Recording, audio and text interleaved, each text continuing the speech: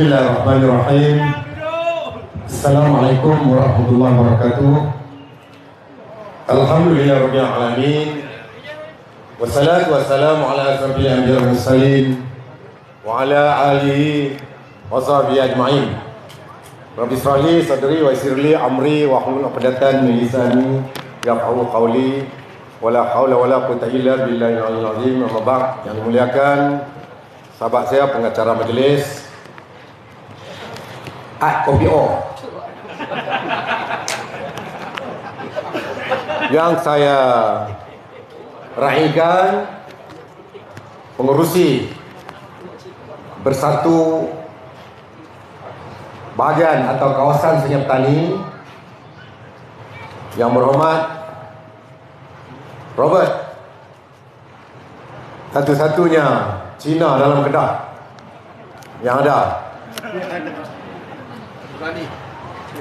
dan berani. Tak apa, nanti saya kupai lagi. Yang berbahagia, yang Ketua PAS kawasan Senyap Tani, Ustaz Syahril Long, lebih dikenali sebagai Ustaz Ceroy. Bukan dia ceroy, hak dia kata ke orang tu. Ketua bahagian bersatu kawasan Sungai Petani, adinda saya saudara Faisal Mansur, ya, Faisal Mansur. Saya terlupa tadi naik dari Ketua PAS, yang naik Ketua Dewan Pemuda PAS Pusat, naib Ketua Dewan Pemuda PAS Pusat Ustaz Hanafi. Bentuknya dia di atas sekali tadi ni di segi protokol. Ketua Gerakan Sungai Petani Mr. Raymond Basikal. Orang Kedah panggil dia kan. Pimpinan Ketua Pemuda PAS Senyap Tani, Ketua Pemuda Bersatu Senyap Tani, Ketua Wanita, Ketua Pemuda. Sekarang ni tak semestinya lelaki tau. Tak ada dalam perlembagaan Ketua Pemuda lelaki, tak ada. Sebab tu boleh lantik lah Ketua Pemuda di kalangan wanita ataupun muslimat. Jadi kalau malu rasa ada hak yang disebut tadi tu, kena buat kerja sungguh-sungguh supaya jangan muslimat wanita ambil alih jadi Ketua Pemuda. Khususnya pimpinan PAS, AJK PAS kawasan Senyap Tani, AJK Bersatu kawasan Senyap Tani, dan seluruh pimpinan di semua peringkat. Ketua Dewan Ulama PAS kawasan Senyap Tani ada tak? Jemaah ada, alhamdulillah. Dan muslimin muslimat, tuan-tuan perempuan yang saya hormati sekalian. Saya nak abang kat mereka. Lain kali jangan panggil saya. Saya berdekat 15 minit, saya tak boleh syarah. Tak ada sampai lagi matlamat. Sebab kita nak bagi tahu apa yang kerajaan PH ni buat setelah 6 bulan lebih mereka menjadi kerajaan. Kita nak bandingkan apa yang mereka janji, apa yang mereka cakap ketika mereka menjadi pembangkang dahulu. Kita tengoklah Dr. Robert ini lama sehingga jadi esko kerajaan Kedah. Dia tak pernah bawa nak menyentuh umat Islam. Dia tak pernah mencadang walaupun dia makan bak kuntir. Dia tak pernah mencadang bak kuntir ini menjadi makanan kebangsaan. Duk tak duk kan kita tak tahu. Hampir 70% rakyat Malaysia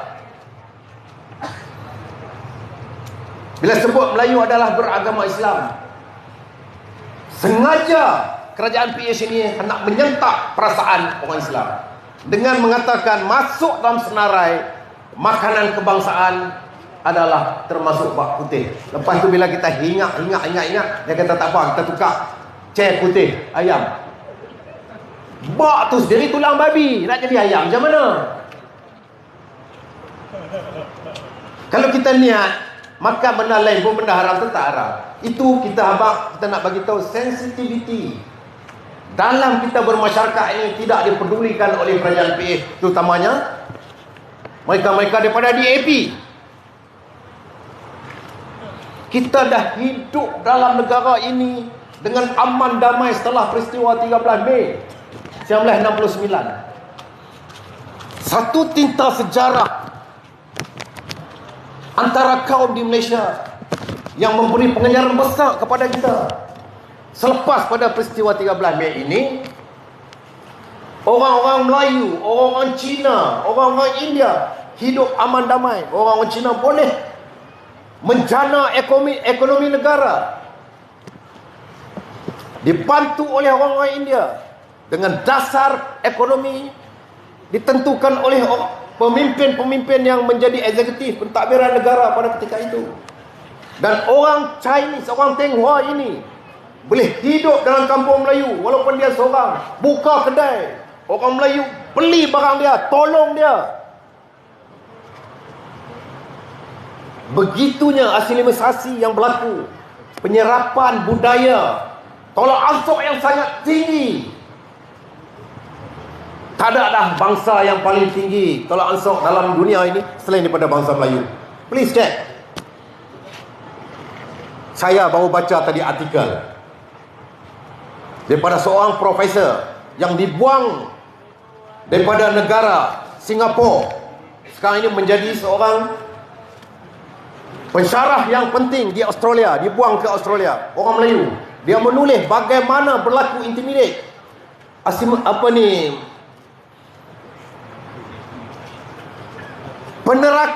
penyerapan secara halus terhadap bangsa Melayu di Singapura, sehingga jawatan-jawatan tinggi tidak ada lagi orang Melayu. Mereka meletakkan seorang presiden yang pertama. Selepas tu berlaku secara halus ethnic cleansing di Singapura. Hanya menjadi buruh, tukang-tukang kebun adalah orang Melayu. Ini yang sedang berlaku. Sebab tu saya kata tadi, 40 kerusi yang ada dalam negara kita oleh DAP ini ditambah dengan baru 8 kerusi menjadi 48. Mereka memerintah negara indirectly, secara tidak sedar. Kita tengok bagaimana proses asimilisasi. Saya dapat maklumat daripada MB berkenaan dengan Robert. Dia mempertahankan hak orang Cina. Dan kalau ada perkara menyentuh hak orang-orang Melayu Islam dalam negeri Kedah ini, beliaulah yang akan bercakap dahulu. Dr. Robert ni. Di sini ustaz-ustaz kena tengoklah kafir Zimi, kafir Harbi ni. Ni kena ulat. Robert seorang yang mempertahankan bila menyentuh hak orang Islam, dia akan bercakap dulu daripada wakil-wakil kita, exco kita yang lain.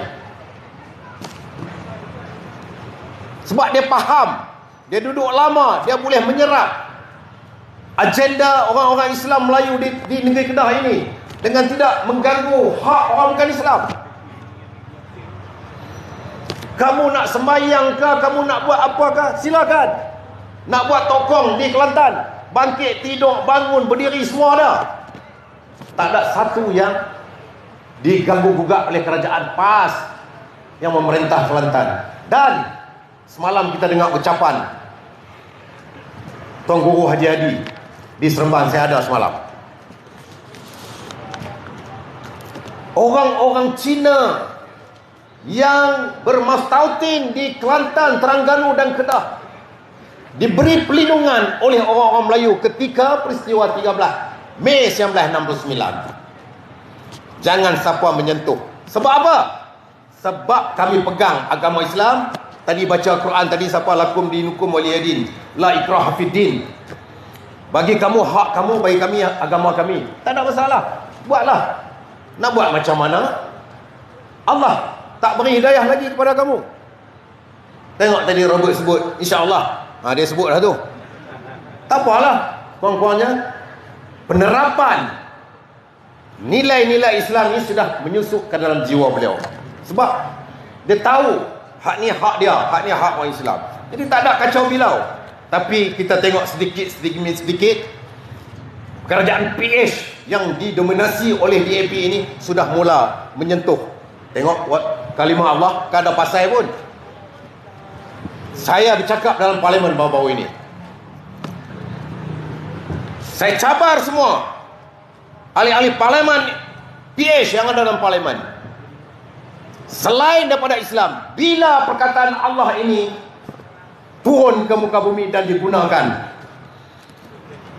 agama Samawi, Injil, Zabur, Taurat, Al-Quran, 3 agama Samawi ini turun dalam bahasa apa? Sekarang agama ini bahasa apa? Injil telah ditukar kepada bahasa Inggris. Tak ada lagi. Sebab semua agama yang turun ini dalam bahasa Yahudi. Tentulah bahasa Ibrani. Hanya tinggal kitab Zabur dalam bahasa Yahudi lagi. Yang lain semua dah ditukar. Sebab itu dalam Bible disebut God, Tuhan. Kamu gunalah, sebab kamu faham 3 dalam 1. Allah ada isteri, ada anak. Kami qul huwallahu ahad, Allah yang Maha Esa. Kalau kamu nak guna Allah boleh, tapi kamu mesti itikad Tuhan Allah ini adalah Esa, satu saja, bukan 3 dalam 1. Sebab Allah ini diturunkan melalui wahyu dalam Al-Quran sahaja. Sejak itulah perkataan Allah ada dalam atas muka bumi ini. Agama lain tak ada, even agama Samawi. Ini yang perlu kita faham. Kenapa tak nak berkelahi nak guna perkataan yang bukan agama kamu? Agama kamu, kitab asal dalam bahasa apa? Rojok balik, dia sebut ke tak? Sebab sekarang ni Injil dah diterjemah dalam perkataan God, 3 in 1. Tak boleh. Sebab Allah ni hanya ada qul huwallahu ahad, Allahu samad, lam yalid wa lam yulad wa lam yakul lahu kufuwan ahad. Tidak yang setara dengan dia, tidak beranak dan tidak diperanakkan. Allah Esa, bukan satu. Allah yang mencipta langit dan bumi. Mana mungkin jirim dan jisim mencipta jirim dan jisim? Mustahil. Ni kena tinggi sikit lah yang ni. Mustahil jirim dan jisim mencipta jirim dan jisim. Sebab tu qul huwallahu ahad ni jelas bagi kita. Walau kau nak guna boleh, tapi kena etikat hak dia Esa. Dia tak ada sama dengan apa saja makhluk dalam dunia ni dan langit dan bumi. Alam ini dicipta oleh Allah Ta'ala. Jadi boleh saya cabar mana-mana MPPH dalam parlimen. Agama kamu dalam turun dalam masa apa? Tak ada siapa yang bangkit jawab. Boleh tengok video tu. Saya kata dekat semua ustaz-ustaz, MP dalam Perikatan Nasional itu, hampa duduk diam. Bagi aku seorang lawan mereka. Aku nak koyu mereka ni semua lah. Kita tahu mereka pun tak berhenti. Dr. Zul bangkit. Kuala Selangor. Dia kata hukum mana boleh berubah. Dr. Zul hang mengaji tak habis kata. Ketika COVID-19, wajib mukallaf sembahyang Jumaat kepada seorang lelaki. Tapi bila nyawa lebih penting, bertukar hukum jadi harus tak payah pergi sembahyang Jumaat. Ingat tak? Mengaji pergi habis lah. Dia ada ketika benda ni berlaku ketika zaman Khalifah Umar, ketika dilanda wabak taun 2 tahun, hukum hudud pun ditangguhkan. Bukan takat sembahyang, hukum undang-undang perlembagaan tu ditangguhkan kerana nyawa lebih penting. Ngajilah dengan tegak kata wala. Aku pun hampa nampak lembu dogoy macam ni, jangan. Tadi Ustaz Syarif tanya saya, macam tak mengaku pun tarikh nak bubar parlimen ni. Kita dapat gambaran tarikh bubar parlimen ni pada 19 bulan 6 sehingga 30. Kalau kita sebut tarikh tetap tu macam kita tahu. Kita bukan pemimpin. SPR ada. Kerja di SPRM tu. Bukan SPRM. SPR. Jadi kita boleh ambil range between 1906. Saya pun taklah lekeh sangat Ustaz, jangan duk action dengan saya sangat Ustaz Syarif lah. Daripada 1906 sehingga 30, dalam range tu, dalam tempoh itu, kita ada 6 negeri yang akan bubar dalam tempoh ini. Kedah, Kelantan, Terengganu, Pulau Pinang, Selangor dan Negeri Sembilan. Ini tak sentuh isu Kedah lagi, dah nak masuk habis dah. Tu saya kata tak boleh. Tak boleh. Tekat 15 minit abang jangan panggil lah. Padan dengan orang Sungai Petani lah. Tak apalah. Saya nak abang kata tak ada dah Menteri Besar. Tadi apa ni, Mr. Raymond Umum Haji Sobri calon. Jangan main-main benda-benda ni. Belum ada keputusan lagi. Saya AJK Pusat. Apa yang saya bercakap menjadi mafhum sebagai dasar polisi parti. Berkelahi pula lepas ni Haji Sobri. Saya balik pergi, saya recommend tak bagi dia jadi calon. Baru dia beritahu, Pak Umum mawai sangat. Hak pemimpin kita jangan sentuh. Itu sebab tu kita tunjuk jentera kita bersepadu dulu. Kekuatan kita nak berdepan, siapa yang lebih penting sekarang? Sama-sama kita ataupun PH yang jahanam jahat ni? Kita kukuhkan kolaborasi kita. Kita tumpukan kekuatan jentera kita di setiap PDM, di setiap DUN. Dan saya yakin DUN Pantai Merdeka sekarang sudah ada di tangan Perikatan Nasional. DUN Sidam yang diwakili oleh Yang Berhormat Robert sudah ada dalam tangan Perikatan Nasional. Bakal arang insya-Allah. Tak pelik benda ni. Pelik yang kita tak nak fikir tu satu negeri habis kerana seorang dia. Allah nak pulih, nak kalih ni tak ada masalah. Cuma kita buat kerja elok-elok. Satukan pemikiran kita. Apa benda yang boleh menghancurkan, boleh membawa kepada kegagalan, kita tepikan dulu. Itu baru perjuangan organisasi. Terutamanya kita PAS ni, kita tak amat menumpukan perkara ini. Nak dapat menjusah macam Sanusi ni tak ada lah. Sejarah negeri Kedah yang mempunyai beberapa puluh dah Menteri Besar ni, ini Menteri Besar yang pertama. Yang pertamanya telah berjaya menghapuskan judi. Sebab judi ni kita buat kajian dan memang kajian ada kepada dosa. Banyak mudarat daripada manfaat, banyak rosak daripada baik. Satu sistem kekeluargaan, bunuh diri, terjun jambatan. Bila kalah dia hutang banyak tak boleh nak bayar. Dia tikam sehari 50 ringgit, dia kata dia akan dapat 2 juta. Settle net besok lah sikit lagi duit habis. Balik ke pukul bini, minta balik ke anak. Ini kesan dia. Yang kedua, dalam sejarah Menteri Besar dalam Kedah, tak ada Menteri Besar yang memberi hak milik tanah kepada rakyat dan Kedah lebih daripada hampir 1000 ekar tanpa mengira bangsa agama. Mereka berhak, mereka dapat. Tapi dah tentulah di segi meritnya majoriti orang Melayu lah banyak dapat di Kedah. Tapi Siang pun dapat, Cina pun dapat, India pun dapat. Di kawasan saya Siang banyak dapat, iaitu di Paya Sedar baru ini lebih kurang 500 keluarga dengan keluasan 649 ekar. Tak ada picek lah. Menteri Besar jual tanah, nak untung mereka ada. Bagi ke rakyat tak ada. Picek lah zaman siapa? Zaman Mukris ke, zaman Mahathir Khalid ke, zaman Ahmad Bashar ke, zaman Syed Razak ke. Tak ada. Ini. Lepas tu pelaburan. Saya nak sebut yang tu. Dia rakyat, dia fikir bagaimana rakyat nak hidup. Bila kes pemberian tanah di kawasan saya tu, tempat nama Paya Sedar, digazetkan untuk membuat empangan. Dan semua kawasan tu terkesan dengan pengambilan tanah ataupun land acquisition ini. Kawasan itu penduduk dia dah hidup di situ 3 generasi 60 tahun. Daripada zaman UMNO meminta geran hak milik sampai sekarang tak dapat. Zaman yang amat berhormat Sanusi lah memberi hak milik terkaiyak daripada hari itu. Zaman BN, zaman UMNO yang membuat kabinet menahan kerajaan supaya tidak memberi hak milik ada dalam mesyuarat Esko. Satu, dokumen Esko supaya tidak diberi hak milik kerana kerajaan nak buat projek empangan ayat untuk disalurkan kepada kawasan-kawasan memang kena buat pun. Sebab yang ada sekarang ni tahun 70-an. Waktu perkembangan industri berkembang, taman banyak.